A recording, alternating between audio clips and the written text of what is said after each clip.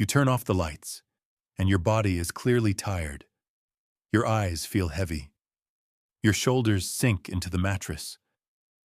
All day you've been moving, deciding, responding, thinking. You expect the moment your head touches the pillow to feel like relief. But instead, something strange happens. Your brain becomes louder. Thoughts you didn't have all day suddenly line up in perfect clarity. Conversations replay themselves with sharper detail. Emails you forgot to send resurface.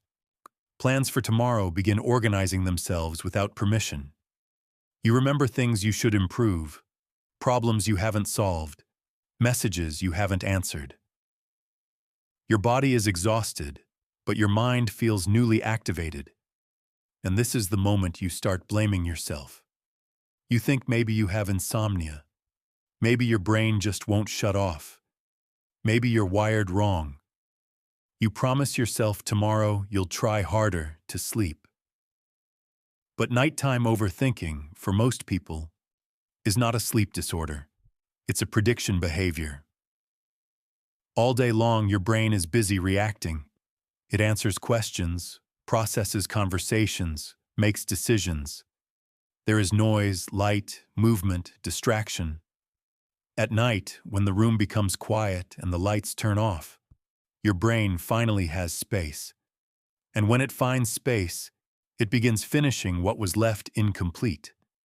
It scans tomorrow for threats. It simulates conversations. It rehearses outcomes. Not because it wants to torture you, but because it believes this is the safest time to prepare. There's also a subtle biological shift. As cortisol drops in the evening, the brain becomes less externally focused and more reflective.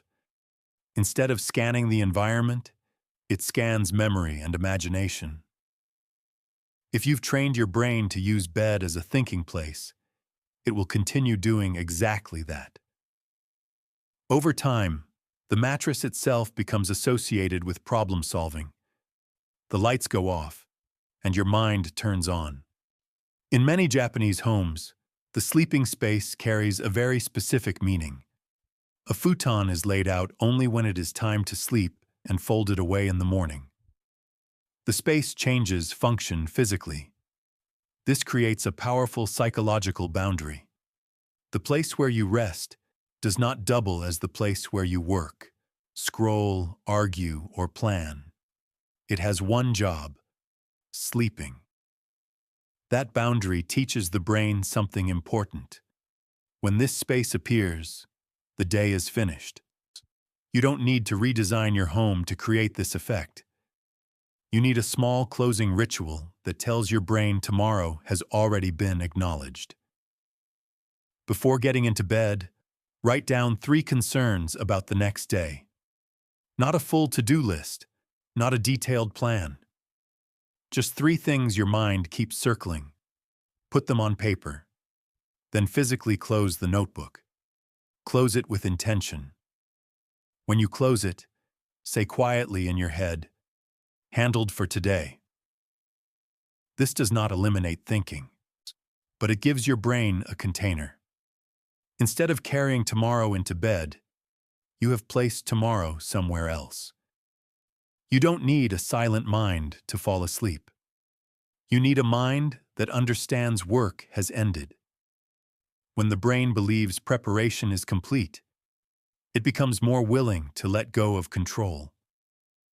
And slowly, without force, the noise begins to soften because it no longer feels responsible for guarding the future. You finally begin to feel sleepy. Your eyes grow heavier. For a minute. Just one message. For a minute.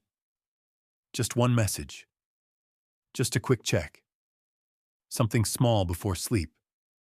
But a minute becomes 20. You notice it immediately afterward. Your eyes feel more alert than they did before. Your mind feels sharper again, almost as if you've stepped backward out of drowsiness. The sleep you had a moment ago seems to disappear, and frustration quietly follows. It feels like a discipline problem, like you ruined your own sleep. But what actually happened has very little to do with willpower. Your brain does not understand phones. It understands light. The human brain uses light as a clock. For thousands of years, brightness meant morning and darkness meant night. When a bright screen appears inches from your eyes in a dark room, your brain interprets it as sunrise happening directly in front of you. Melatonin, the hormone that allows sleepiness to deepen, pauses its release. Not completely, but enough. Your body does not feel this shift consciously, yet your alertness rises just slightly, and slightly is enough to restart thinking. There is also stimulation beyond brightness. Your eyes focus intensely at close distance. Your mind processes new information. Each image, each message, each headline requires interpretation. The brain moves from resting mode into evaluation mode. You did not just check your phone. You asked your brain to begin daytime activity again. In many Japanese homes, nighttime looks visually different from daytime. Light becomes indirect and softer. Instead of overhead lighting, small lamps or warm glows fill the room. Hallways are dimmer. The environment signals that activity is ending. Even if people are still awake, the visual language of the house changes. The brain learns. This is no longer a time for alertness. You can create the same signal without changing your entire routine. After a certain hour, preferably around 9, stop using overhead lights. Turn on a small warm lamp instead. Let shadows exist in the room. Move your phone farther than your arms reach while lying down. Not to test your self-control, but to remove the automatic impulse. When the screen is not within reach, the decision disappears. Your body does not fall asleep because darkness is forced. It falls asleep because the environment gradually stops demanding attention. Dim light tells your brain the world is no longer asking for analysis. The mind begins loosening its grip on awareness. You don't need to become strict with yourself at night. You need your surroundings to change tone. When light softens, your thoughts soften with it. And the sleepiness you thought you lost begins returning on its own. Because your brain finally receives a clear message. Nothing important is happening anymore. You lie in bed, waiting to feel sleepy again. You close your eyes and stay still, hoping your body will catch up with your intention. Minutes pass, sometimes longer than you want to know. You shift your position, adjust the pillow, pull the blanket higher, then lower again. You try to relax deliberately, and the more you try, the more alert you become. It feels like your body refuses to cooperate. You may assume you are bad at relaxing, or that your mind is unusually active at night. But often, the problem is not your thoughts. It is your temperature. Sleep does not begin when your body feels comfortable. It begins when your core body temperature drops. The brain uses this drop as a signal that nighttime has fully arrived. Throughout the day, your body stays slightly warmer to support movement and attention. Before sleep, it must release heat. If this release does not happen, your brain hesitates to transition into sleep because biologically it still feels like daytime. This is why you can feel mentally tired but physically alert. Your mind is ready, but your body has not changed state. In Japan, evening bathing is common, but its purpose is often misunderstood. The bath is not only for cleanliness. It is a neurological transition. Sitting in a warm bath gently raises skin temperature. When you step out, your body begins cooling rapidly. So heat moves away from the core toward the surface and into the surrounding air. As the temperature falls, drowsiness appears naturally. You don't force sleep. You drift toward it. The bath marks the end of the day's identity. Work, roles, responsibilities. They symbolically dissolve in the water. When you leave the bath, you are no longer preparing to act. You are preparing to rest. You do not need a full bath to create this shift. A warm shower for a few minutes can work. Even rinsing your feet with warm water or placing a warm towel across the back of your neck can begin the same process. The important part is not duration, but contrast. Your body warms briefly, then cools gradually afterward. After you finish, allow yourself quiet time instead of activity. Do not rush into tasks or screens. Sit in dim light and let the cooling happen. You will notice something subtle. Your eyelids grow heavier without effort. Your breathing slows. The body leads the mind towards sleep. You were never failing to sleep because you couldn't relax. You were trying to sleep without changing state. Sleep is not an act of will. It is a biological transition. When your body moves from warm to cool, your brain recognizes the signal and releases control. And when control fades, sleep doesn't feel forced. It feels like something gently arriving rather than something you must chase. Some nights you try to do everything right. You turn off the lights earlier, avoid caffeine, and tell yourself tonight will be different. But then you notice something else. Each night ends differently. One night you watch videos until you feel exhausted. Another night you answer messages. Another night you keep working until your eyes blur. Sometimes you read, sometimes you scroll. Sometimes you simply wander around the house without a clear ending. Your brain never learns when the day actually finishes. You assume sleep depends on how tired you feel. But the brain does not trust fatigue alone. Fatigue can happen at any time, afternoon, evening, even during stress. Sleep requires something more specific. It requires recognition. Your mind must recognize that a sequence has reached its conclusion. Without a predictable ending, your brain stays quietly alert. It waits for the next activity because it cannot anticipate what comes next. Even when you lie down, part of your attention remains slightly awake, monitoring whether more action is expected. You don't lack relaxation skills. You lack a clear closing pattern.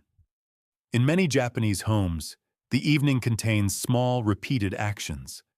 Not dramatic rituals, not complicated routines, just familiar order. Clothes are folded. A cup is rinsed and placed in the same spot. A simple tea is prepared. Tomorrow's items are placed near the door. These actions are not about efficiency. They are signals.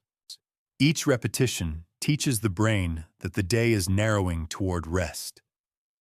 The mind is a pattern recognition system. When it detects the same sequence every night, it stops predicting new tasks. Instead, it prepares for sleep before you even reach the bed. The nervous system relaxes earlier because it trusts what is coming. You can create this with something very small. Choose a 5-minute nightly ritual and keep it identical each night. The same order, the same place, the same pace. It could be filling a glass of water, setting your clothes for morning, and wiping a surface slowly. It does not matter what the actions are. What matters is consistency. Do not rush the ritual. Let it be slightly slower than your normal movements. While doing it, avoid multitasking. No screens, no planning, no thinking about productivity. You are not accomplishing something. You are ending something. After a few nights, your brain begins to associate these actions with safety. The moment the sequence begins, your body softens. Your thoughts lose urgency. You may notice you feel sleepier even before you enter the bedroom. That is not coincidence. The brain has learned the meaning of the pattern. Sleep does not come only from exhaustion. It comes from predictability. When the mind knows what the end of the day looks like, it stops preparing for surprises. And when surprise disappears, alertness fades naturally, making sleep feel less like a struggle and more like a familiar destination. You return to each night. You get into bed, and the room is finally quiet. The lights are off, the air is still, and for a moment it feels peaceful. Then a memory appears, a conversation from earlier. Something small you said or didn't say. You replay it. You adjust the words in your head. You imagine a different reaction. Then another memory follows. A decision you're unsure about. A message you haven't answered. Soon, you are not resting anymore. You are reliving the day. It feels like your mind refuses to let things go. You may think you are overly sensitive or dramatic at night, but your brain is not trying to upset you. It is completing emotional processing. During the day, your attention is occupied by tasks and responsibilities. Social and emotional experiences get stored but not resolved. When night arrives and stimulation decreases, the brain checks social safety. It asks a quiet question. Are we okay with others? Are there unresolved tensions? Are there possible consequences tomorrow? If the answer is uncertain, your mind keeps reviewing. Sleep requires a sense of safety, and social uncertainty feels like risk to the brain. Even small interactions can keep your attention awake because your mind wants closure before releasing awareness. In Japan, evenings often contain a brief pause before entering the sleeping space. Sometimes it is standing on a balcony, opening a window, or drinking tea quietly. Not as a relaxation technique, but as a transition. The person steps outside the mental activity of the day and allows the senses to take over. Cool air touches the skin. Distant sounds replace internal dialogue. The world continues without requiring a response. This moment does something important. It ends the emotional loop. Instead of replaying conversations, the brain shifts to perception. It notices temperature, sound, and space. The nervous system registers that nothing immediate demands action. You can try a very simple version of this. Before bed, stand by a window or step outside for 2 minutes. Do not analyze the day. Do not solve anything. Just notice sensory details, the air on your face, a distant noise, the darkness. Keep your attention on what you physically perceive rather than what you remember. At first, your mind may still pull you back into thoughts. Gently return to what you feel instead of what you think. You are not avoiding your emotions. You are allowing your brain to close the monitoring process for tonight. Your mind does not need sedation to sleep. It needs reassurance that the day has ended and the environment is safe enough to release attention. When the brain senses the world continuing calmly without your involvement, it loosens its hold on awareness. You are not carrying the day into sleep because you are weak. You are carrying it because your brain is protective. Give it a clear ending, and it will stop replaying events on its own, allowing rest to replace review. At this point, you may try something many people recommend. You close your eyes and attempt meditation. You focus on your breathing, but instead of calming down, you become aware of how awake you feel. Your thoughts don't stop. You notice every sound. You start wondering if you're doing it wrong. The effort to relax becomes another task to succeed at, and the frustration quietly grows. It seems like you are unable to calm your mind. But sleep does not begin in the mind. It begins in the body. Your thoughts feel like the problem because they are what you notice. Yet the brain's alertness is controlled more by physiology than by intention. As long as the nervous system stays in a mild state of readiness, thinking continues automatically. Trying to silence thoughts directly is like trying to smooth water with your hands. The more you interfere, the more movement you create. What actually changes the state is breathing. When your exhale becomes longer than your inhale, the parasympathetic nervous system activates. This system does not force sleep, but it removes the signals that keep you awake. Heart rate slows slightly. Muscles loosen. The brain receives information that vigilance is no longer required. Thoughts begin to lose urgency, not because you suppressed them, but because your body stopped preparing for action. In traditional Japanese settings, quiet sitting and breathing is sometimes practiced without instruction or performance, not as a goal to achieve calmness, but as a simple rhythm to follow. Attention rests on the timing of breath rather than on controlling the mind. Nothing mystical is required. The rhythm itself guides the body into a calmer state. You can do this without calling it meditation. Lie comfortably and breathe gently through your nose. Count 4 seconds as you inhale, then count 6 seconds as you exhale.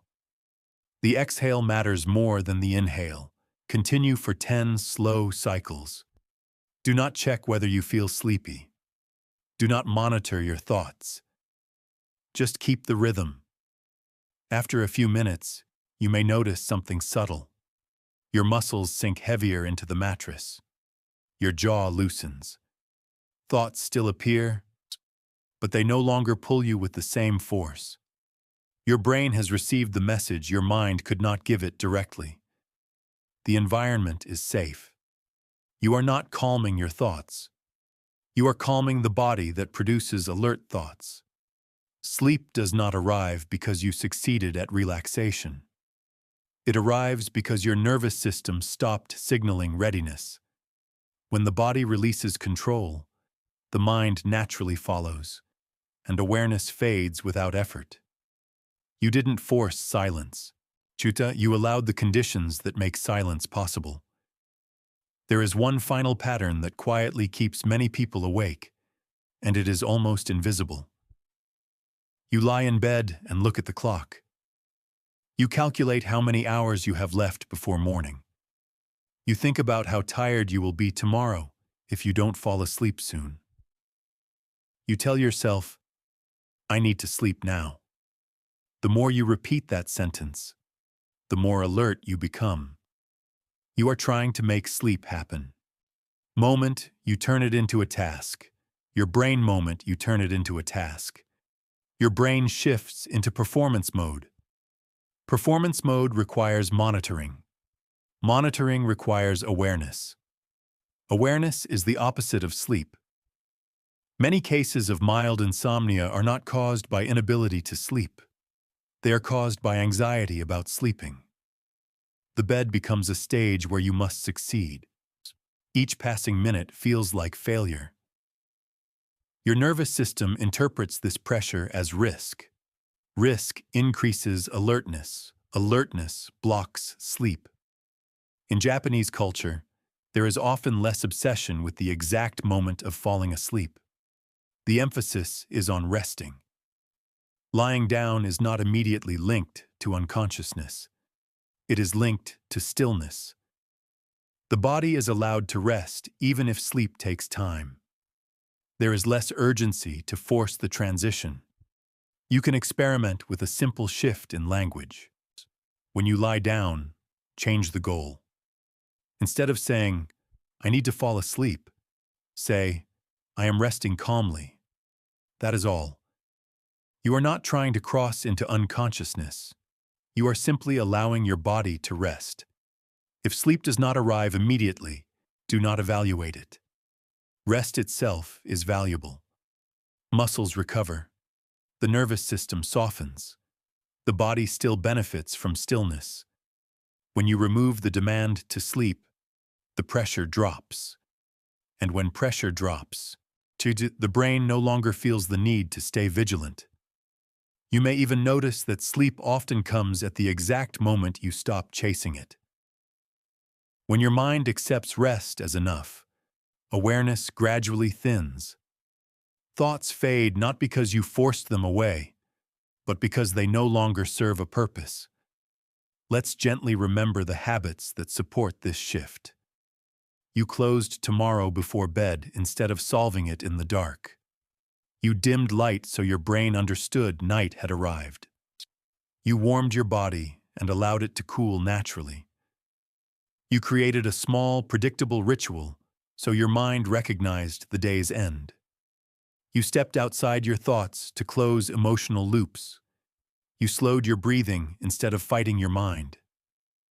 And finally, you stopped chasing sleep itself. You do not fall asleep because you are exhausted enough. You fall asleep because your brain feels safe enough to stop monitoring the world. You were never bad at sleeping. You were trying too hard to control something designed to happen on its own. Tonight, you don't need to win against your mind. You only need to let the night end gently. And when it does, sleep will not feel like something you conquered.